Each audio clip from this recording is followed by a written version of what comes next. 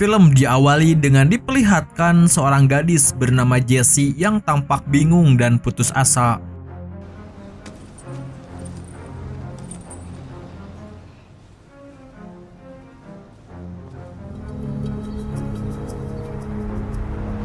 Beberapa hari kemudian, seorang petugas pengendali hama bernama Chris mendatangi rumah seorang pria.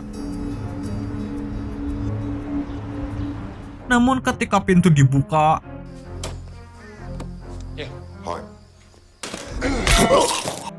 ya, secara brutal ia menghajar pria itu.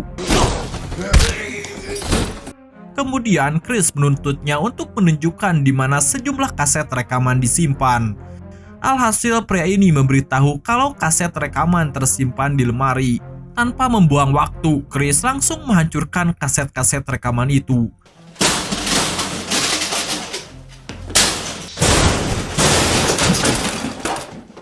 Tidak puas dengan itu, Chris juga bertanya tentang orang lain yang terlibat dalam pembuatannya. Untuk itu, pria ini menyebutkan kalau orang yang bertanggung jawab melakukan semua itu adalah pria bernama Vin. Namun ternyata Chris justru mengetahui alamat pria ini dari Vin. Lantas agar Chris mengampuni nyawanya, pria ini mengaku sama sekali tidak pernah menyentuh gadis yang Chris maksud. Sayangnya, Chris sudah tidak peduli lagi.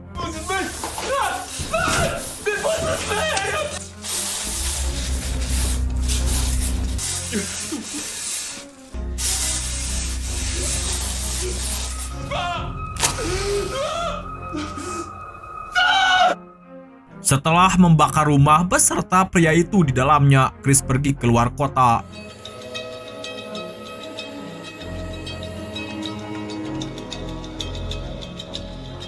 Malam harinya, Chris singgah di sebuah restoran. Di sana ada seorang wanita muda bernama Alice menghampirinya dan meminta diberi tumpangan untuk menuju ke sebuah kota. Chris awalnya menolak, tetapi setelah sejenak berpikir, Chris pun akhirnya setuju dan mengantarnya. I'll take you if you want. Di sini, Chris mengira Alice sedang dalam pelarian, namun Alice mengaku hendak menemui temannya di mana ia juga telah berusia 18 tahun. I'm 18, so you can relax. Dalam perjalanan, Alice menemukan foto putri Chris. Di sini terungkap bahwa putri Chris adalah Jessie yang ternyata sudah meninggal. Jadi berdasarkan keterangan polisi, Jessie meninggal akibat overdosis setelah diperkaos. Namun polisi mengaku kesulitan menemukan saksi ataupun pelaku. We also found traces of semen and heroin in her blood, which means when she vomited, the airways became blocked. She was found lying on her back.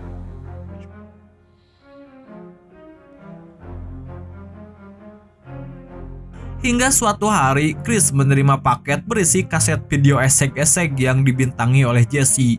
Parahnya lagi, rekaman itu menampilkan Jessie yang berada di bawah pengaruh obat-obatan dan dinikmati oleh sejumlah pria. Kenyataan ini sontak membuat Chris kecewa dan marah, sehingga sempat membuang abu putrinya.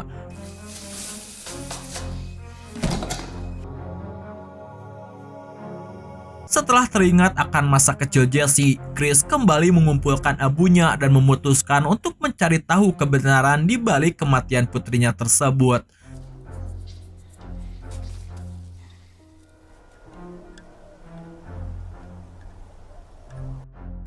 Lalu berdasarkan alamat yang tertera di bungkus video itu, akhirnya Chris melakukan penyelidikan pertamanya. Di tempat itu, Chris bertemu dengan seorang manajer yang terlibat dalam pembuatan dan distribusi video esek-esek. Lantas, dengan menunjukkan video putrinya, Chris yang mengaku sebagai pedagang video ini berniat membeli semua rekaman sejenis yang ada. Couple of hundred. Why, do you want them all? Yeah. Manajer ini awalnya sempat terkejut, tetapi melihat keseriusan Chris, ia pun bersedia menjual semua salinan video yang berjumlah 231 itu. Chris kemudian bertanya tentang siapa yang membuat video tersebut, dan tanpa curiga, sang manajer mengungkapkan bahwa ia membuatnya bersama seorang pria bernama Vin di salah satu gym milik Vin. Imagine being so close you can smell it. Mendengar hal tersebut, dengan tenang Chris mengeluarkan pisau dan menuntut manajer memberikan alamat Vin. Give me the address. Namun setelah sang manajer memberikan alamat Finn,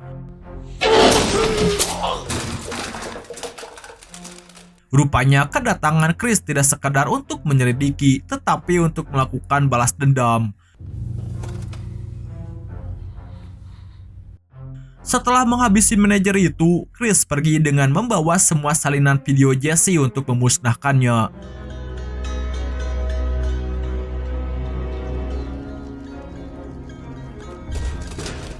Keesokan harinya, Chris mendatangi tempat gym dan mengikat pria bernama Finn ke kursi serta menuntut penjelasan tentang kematian putrinya. Tapi Finn menjelaskan bahwa Jesse datang kepadanya dengan sukarela karena membutuhkan uang. Tetapi ia mengklaim tidak pernah memberikan obat-obatan apapun kepada Jesse. Bahkan menurutnya Jesse pergi seorang diri. Tidak puas mendengar penjelasan Finn, Chris kembali memaksanya memberikan nama dan alamat orang-orang yang terlibat dalam video itu. Dikarenakan Finn menolak, Chris pun mulai menyiksanya dengan kejam.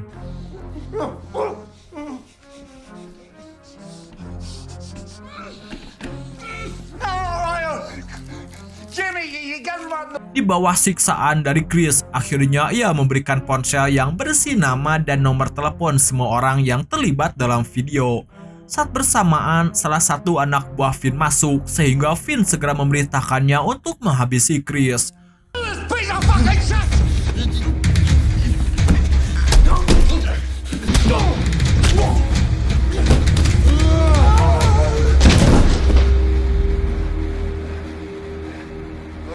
Setelah berhasil menghabisi pria itu, Chris kembali menemui Finn dan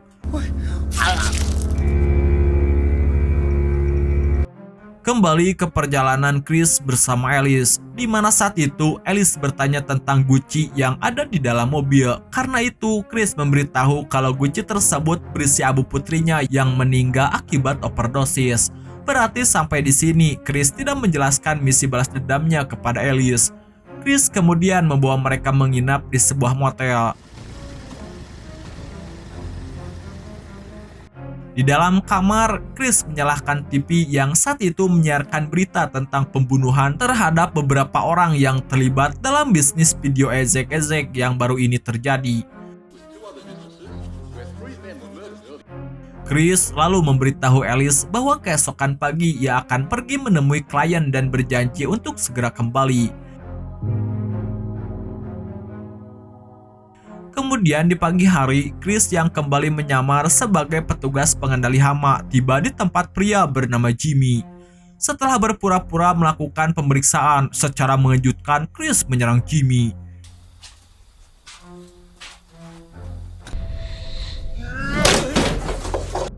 Chris kemudian mengikat dan menelanjangi Jimmy di kursi, serta mulai menyiksanya untuk mendapatkan informasi tentang apa yang terjadi pada Jesse.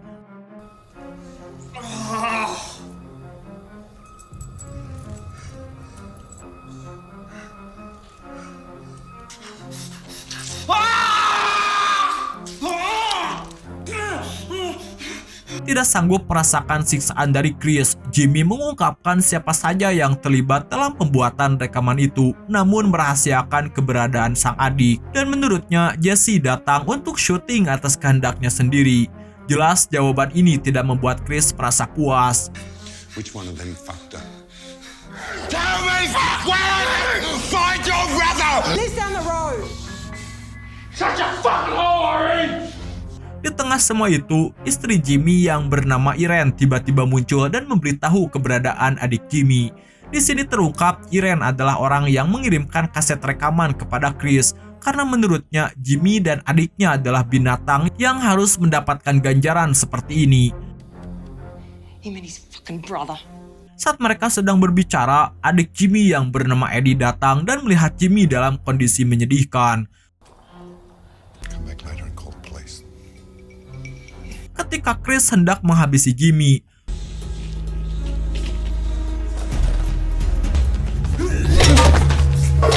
secara mengejutkan Eddie muncul dan menyerangnya.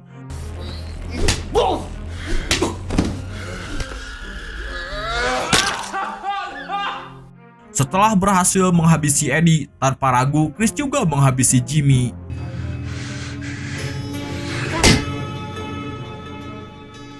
Malam harinya, Chris dan Alice pergi untuk menunggu teman Alice yang berjanji untuk menjemputnya. Tak lama kemudian, sebuah mobil datang menandakan bahwa sudah saatnya bagi Chris dan Alice untuk berpisah. Namun sebelum Alice pergi, Chris memberikan nomor ponselnya jika saja Alice membutuhkannya. Tampaknya Chris mulai merasakan kedekatan terhadap Alice yang kurang lebih seusia dengan mendiang putrinya. Keesokan pagi, Chris mengintai target berikutnya, yaitu pria bernama Powell. Setelah memastikan anak dan istri Powell pergi, Chris segera menghajarnya dan melakukan interogasi. Demi mempertahankan diri, Powell menjelaskan bahwa ia pergi sebelum melakukan apa-apa terhadap Jesse. Powell awalnya berpikir kalau hal itu akan menyenangkan, tetapi setelah Finn mengarahkan mereka untuk bertindak kasar terhadap Jesse, Powell memutuskan untuk pergi. Powell juga mengaku tidak mengetahui apa-apa tentang heroin yang menyebabkan kematian Jesse, karena sepengetahuannya mereka hanya diberikan minuman soda oleh Finn. Namun Powell menyebutkan nama Derek yang ia pikir pergi bersama Jesse. Hal ini tentu saja membuat Chris semakin marah dan menuntut informasi tentang Derek. Sayangnya Powell mengaku tidak mengenali Derek. Namun tepat ketika Chris hendak menghabisinya, Powell memohon belas kasihan demi keluarganya. Mendengar ini, Chris memikirkan mendiang Jesse dan memutuskan untuk mengampuni nyawa Powell.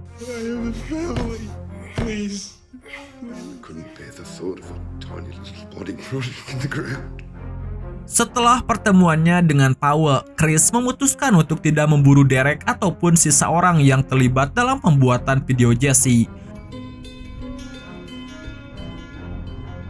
Dalam perjalanan pulang, Chris dihubungi oleh Alice yang meminta Chris untuk datang menjemputnya. Setelah mereka bertemu, Chris menyadari ada yang salah dengan Alice dan pria yang menjemputnya. Kecurigaan Chris tidak salah karena ternyata Alice sedang hamil 10 minggu, sedangkan ayah dari calon bayinya hanya memberikan sejumlah uang untuk menyingkirkan bayi itu. Kondisi Alice bahkan diperparah lantaran orang tuanya tak lagi menerimanya. Sebagai seorang ayah, Chris menyarankan agar Alice tetap pulang karena walaupun bagaimanapun orang tuanya pasti tetap akan menerimanya. Namun Alice mengaku memiliki seorang teman yang bersedia menampungnya. Setelah pembicaraan itu, keduanya melakukan perjalanan untuk mengantarkan Alice. Selama perjalanan, Chris mengisahkan bagaimana rasanya memiliki dan membesarkan anak. Hal ini ia sampaikan agar Alice mengurungkan niatnya untuk menyingkirkan kandungannya serta agar Alice pulang kepada orang tuanya. Kemudian mereka berhenti di sebuah dermaga karena Chris berencana untuk menaburkan abu Jesse. Lantas dengan kesedihan mendalam, Chris pun menaburkan abu putrinya ke air.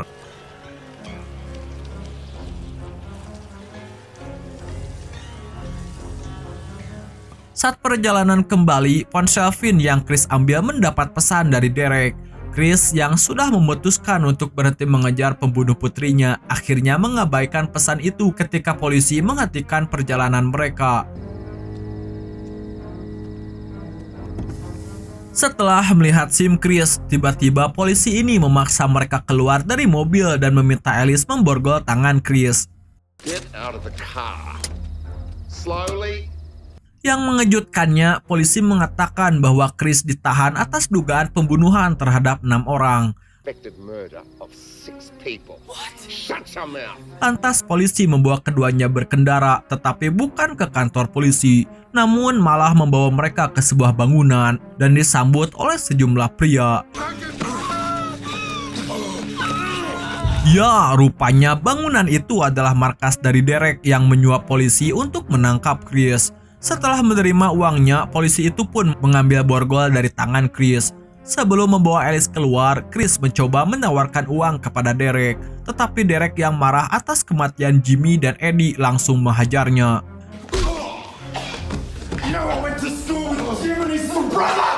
Namun saat Derek dan ketiga anak buahnya mencoba mengikat Chris,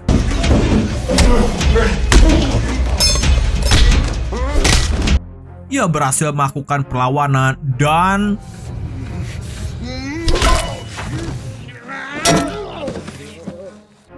setelah berhasil menghabisi 2 anak buah Derek, Chris menyerang dan menghabisi polisi yang mencoba melecehkan Alice di mobil. Tetapi ketika Chris berupaya melepaskan Alice, tiba-tiba Derek menyerangnya.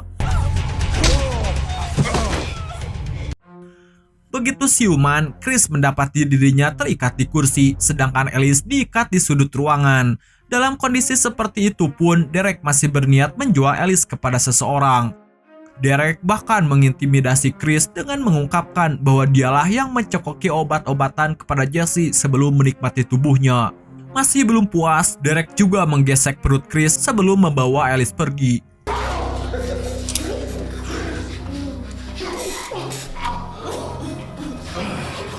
Tanpa menyadari kunci borgol yang dilemparkan oleh Alice tadi, anak buah Derek mulai menyiksa Chris.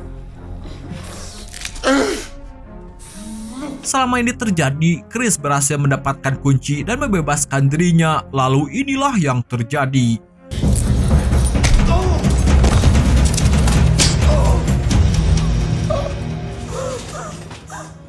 Setelah menghabisi pria itu, dengan terseok-seok Chris mencari Alice, di mana ia melihat seorang pria baru saja menikmati Alice. Alhasil saat pria itu hendak pergi,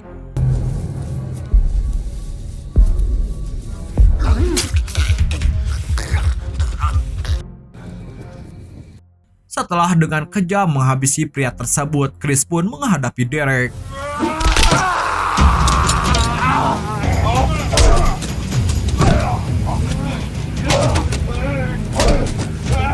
Dengan segala upaya, Chris akhirnya berhasil menghabisi Derek.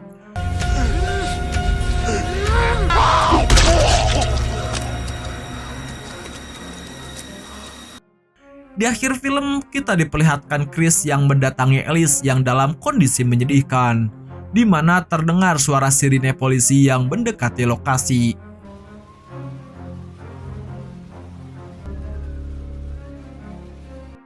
Okelah dulur, dan film ini pun udahan bor.